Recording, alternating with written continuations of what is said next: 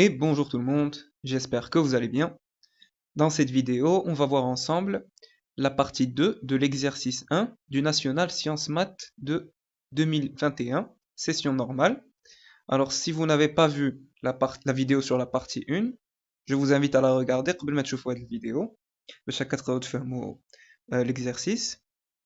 Alors هنايا partie 2, on considère la suite un n supérieur ou égal à 0 définie par u0 est égal à 0 et pour tout n dans n, on a un plus 1 est égal à f0 de un. La première question, montrer que l'équation f0 de x est égal à x admet une unique solution alpha dans R. Alors, باش نجاوبوا على هذا السؤال, il faut penser à utiliser le théorème de la bijection. هنايا غادي نحتاجوا une deuxième fonction اللي غتكون غنسميوها g de x qui va être définie sur R par f0 de x moins x. Donc résoudre cette équation, ça revient à résoudre l'équation g de x est égal à 0. Donc pour rappel, la fonction fn de x هي هذه. Donc f0 de x, on va remplacer n par 0, donc هذا غيمشي وغيبقى لنا هادشي. Alors, donc غنجاوبوا على la première question. Donc on a le théorème de la bijection. On considère la fonction définie sur R par g de x est égal à f0 de x moins x. Alors pour appliquer le théorème de la bijection, on a deux conditions, la continuité et la stricte monotonie. Alors بالنسبة la continuité, la fonction g est continue sur R comme somme de deux fonctions continues sur R. Alors celle-là elle est continue sur R, la fonction qui a x associe moins x elle est continue sur R, donc la somme c'est-à-dire une fonction continue sur R. Et la stricte monotonie, alors G est strictement décroissante, donc strictement décroissante sur R, comme somme de deux fonctions strictement décroissantes sur R. Alors on avait trouvé la partie 1 que la fonction f0 elle était strictement décroissante sur R, la fonction qui a x associe moins x elle est strictement décroissante sur R, donc leur somme c'est une fonction strictement décroissante sur R. Donc, on a les deux conditions pour le théorème de la bijection. La fonction g admet une bijection de moins l'infini plus l'infini, donc R, dans g de moins l'infini plus l'infini. Donc, l'image de cet intervalle par la fonction g, l'iratkun. Alors, comme elle est strictement décroissante, on change l'ordre des bornes. Donc, on aura la limite en plus l'infini de g de x et la limite en moins l'infini de g de x. Alors, l'image de cet intervalle par la fonction g. Donc, on a les limites en plus l'infini et moins l'infini. Donc, on alors, en moins l'infini, donc f0 de x moins x. On sait que la limite quand x tend vers moins l'infini de f0 de x, qu'on a 0. Donc, on remplace, on a 0 moins l'infini, c'est-à-dire plus l'infini. Et pour la limite en plus l'infini, alors, qu'on a la limite en plus l'infini de f0 de x, c'était moins 2. Donc, on remplace ici. Avec on a moins 2 moins plus l'infini, ça nous fait moins l'infini. Voilà, donc, la limite en plus l'infini de g de x, c'est moins l'infini, et la limite en moins l'infini de g de x, c'est plus l'infini. Donc, l'image de cet intervalle par la fonction g, c'est moins l'infini plus l'infini.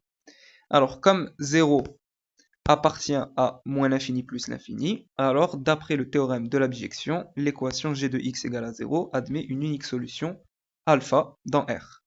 Alors, nous, on a trouvé que alpha c'est l'unique solution de cette équation, et nous, on voulait montrer que c'est l'unique solution de l'équation f0 de x est égal à x, mais c'est la même chose, puisque g de x, il y a f0 de x moins x, donc à de l'équation a dit, on fait passer moins x de l'autre côté, donc on a f0 de x est égal à x.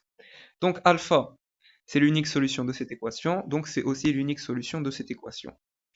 Donc voilà, on a donc montré que alpha est l'unique solution de l'équation f0 de x est égal à x sur R. Très bien. Alors d'abord, on va la question suivante. Alors, la question 1b. Montrer que pour tout x dans R, la valeur absolue de f0' de x est inférieur ou égal à 1/2. D'accord. Alors, ici, on avait calculé la dérivée de la fonction f0, et on avait aussi montré, fait de la question, que 4 exponentielle de x sur 1 plus e de x au carré est inférieur ou égal à 1. Donc on va utiliser la question pour répondre à, pour démontrer ça. Donc question 1b. Tac. Alors pour tout x dans R, on a f0' de x en valeur absolue. Donc on avait trouvé ça pour f0', pour la dérivée de la fonction f0. Donc en valeur absolue, comme ici c'est strictement négatif, donc avec la valeur absolue ça devient strictement positif, donc on change le signe. Alors nous on veut montrer que ça c'est inférieur ou égal à 1 demi. Et nous on sait que 4e de x sur 1 plus e de x au carré est inférieur ou égal à 1. Alors on va essayer de faire apparaître ça. Donc là on a 4, donc on va multiplier par 1 demi à gauche et à droite, et comme 1 demi il est strictement positif, on ne change pas le sens de l'inégalité, donc voilà, très bien.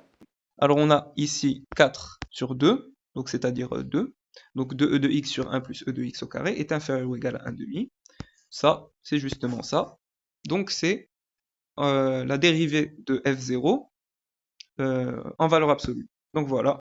C'est équivalent à la valeur absolue de f0' de x, donc voilà, qui est inférieure ou égale à 1 demi. Donc voilà, c'est tout pour cette question. Alors, ensuite, la question suivante. Montrer que pour tout n dans n, un plus 1 moins alpha en valeur absolue est inférieur ou égal à 1 demi fois la valeur absolue de un moins alpha. Alors, on a un plus 1, c'est f0 de un, et alpha, c'est la solution de cette équation. Alors quand vous voyez une inégalité de cette forme-là, il faut tout de suite penser à utiliser l'inégalité des accroissements finis. Alors pour rappel, pour l'inégalité des accroissements finis, alors il faut qu'on ait une fonction f qui est continue sur un intervalle AB fermé ici. F doit être dérivable sur l'intervalle AB ouvert. Et il faut que la dérivée de la fonction f en valeur absolue soit inférieure ou égale à un réel qu'on appelle grand M. Si on a ces trois conditions, alors on peut dire que d'après l'inégalité des accroissements finis, f de b moins f de a en valeur absolue est inférieur ou égal à grand M fois la valeur absolue de b moins a. Alors nous, on a les conditions pour appliquer l'inégalité des accroissements finis. Donc la fonction f0 est continue sur R, donc elle est continue sur tout intervalle AB inclus dans moins l'infini plus l'infini, et bien sûr AB ici fermé. Alors pour la dérivabilité, la fonction f0 est dérivable sur R, donc elle est dérivable sur tout intervalle AB ouvert ici, inclus dans moins l'infini plus l'infini. Alors nous, on a un, il appartient bien sûr à moins l'infini plus l'infini, et alpha tahoua. De plus, pour tout x dans R, on a, donc ça c'est ce qu'on a démontré dans la question précédente, f0' de x en valeur absolue est inférieur ou égal à 1 demi. Alors, on a bien les trois conditions pour appliquer l'inégalité des accroissements finis, et à la place de a et b, donc faites les intervalles, nous on va mettre alpha et un, puisque c'est ce qu'on nous demande dans la question. Donc, d'après l'inégalité des accroissements finis, f0 de un moins f0 de alpha en valeur absolue est inférieur ou égal à 1 demi fois la valeur absolue de un moins alpha. Alors, d'après l'énoncé, f0 de un, c'est un plus 1, et f0 de alpha est égal à alpha, puisqu'on avait dit que alpha c'était la solution de l'équation f0 de x est égal à x. Donc f0 de alpha est égal à alpha, donc on met alpha, qui est inférieur. Donc ça, la valeur absolue de un plus 1 moins alpha est inférieure ou égale à 1 demi fois la valeur absolue de un moins alpha. Et c'est exactement ce qu'il fallait démontrer. Voilà. Alors ensuite, pour la question suivante, donc ça c'est bon. En déduire que pour tout n dans n, la valeur absolue de un moins alpha est inférieure ou égale à 1 demi puissance n fois la valeur absolue de alpha. Alors pour répondre à cette question, on va partir de cette inégalité qu'on a démontrée dans cette question. Alors pour tout n dans n, on a, alors à la place de un plus 1, on va mettre un. Et ici, comme on va mettre un à la place de un plus 1, donc ici à la place de un, on va mettre un moins 1. La même chose, donc Naya, on va descendre d'un indice, donc un moins 1 Naya et un moins 2 Naya.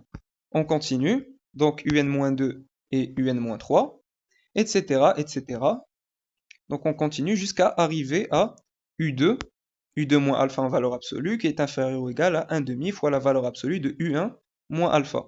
Et enfin, U1 moins alpha en valeur absolue est inférieur ou égal à 1 demi fois U0 moins alpha en valeur absolue. Alors on va faire le produit de chaque côté, donc ça, fois ça, etc. Multiplié des deux côtés, donc à gauche et à droite. Et en faisant le produit, alors on aura des simplifications, puisque, alors, à gauche, on a UN-1 moins alpha, et à droite aussi. Donc ça va s'annuler. UN-2 moins alpha aussi va s'annuler en valeur absolue. Hein. Ensuite, UN-3 moins alpha, il va s'annuler en valeur absolue. Ça, U2 moins alpha en valeur absolue, il va s'annuler. Et U1 moins alpha, il va s'annuler. Donc au final, Radi Pralna à gauche, Radi Pralna la valeur absolue de UN moins alpha. Et à droite, Radi Pralna la valeur absolue de U0 moins alpha. Et on n'oublie pas de multiplier par 1 demi à chaque fois. Combien de fois? Donc de U0, donc de U0 à UN-1, donc c'est-à-dire n fois. Ah voilà, de 1 jusqu'à n, donc voilà, n fois. Donc on aura à gauche, on a la valeur absolue de UN moins alpha, et à droite, donc 1 demi à la puissance n fois la valeur absolue de 0 moins alpha, puisque U0 c'est 0. Alors la valeur absolue de U0 moins alpha, c'est la valeur absolue de moins alpha, c'est-à-dire la valeur absolue de alpha, bien sûr. Donc, on aura bien qu'au final, pour tout n dans n, la valeur absolue de un moins alpha est inférieure ou égale à 1 demi à la puissance n fois la valeur absolue de alpha. Et c'est exactement ce qu'il fallait démontrer. Voilà. Alors ensuite, la question C, montrer que la suite un, n supérieur ou égal à 0, converge vers alpha. Alors on va s'appuyer sur ce qu'on a démontré ici, et on va utiliser les critères de convergence. Alors, donc pour cette question, les critères de convergence, alors petit rappel, si on a la valeur absolue d'une suite un moins un réel L, qui est inférieure ou égale à une suite Vn, et que la limite quand n tend vers plus l'infini de cette suite Vn, c'est 0, alors d'après les critères de convergence, la limite quand n tend vers plus l'infini de cette suite, la suite un, غتكون هي هاد le réel L, avec L dans R, voilà. Alors, on va utiliser ce critère de convergence avec ça. Donc, on va calculer la limite de cette suite quand n tend vers plus l'infini, donc ce n. Alors, on aura pour tout n dans n, la limite quand n tend vers plus l'infini de 1 sur 2 à la puissance n, c'est 0, car 1 demi est bien compris entre moins 1 et 1. Donc, à dire qaïda, quand on a ici quelque chose qui est compris entre moins 1 et 1, alors quand on lui met la puissance n, la limite quand n tend vers plus l'infini de Hachi Kamel, c'est 0. Alors, si on multiplie par alpha en valeur absolue, donc ça va nous donner 0 fois 0, donc 0 fois alpha, donc c'est toujours 0. Donc voilà. Alors, maintenant, on peut utiliser ce critère de convergence. Donc, d'après les critères de convergence, la limite quand n tend vers plus l'infini de un, c'est alpha. Puisque, alors, on a montré que cette suite, elle tend vers 0. Et ici, on aura bien que la limite quand n tend vers plus l'infini de cette suite un, غادي تكون هي هاد le réel هذا alpha. Donc, d'après ce critère de convergence. Donc voilà. Donc, une autre prochaine vidéo, غنشوفوا la partie 3. Donc, n'hésitez pas à mettre vos remarques et vos suggestions en commentaire. N'oubliez pas de liker et de partager la vidéo, et à très bientôt.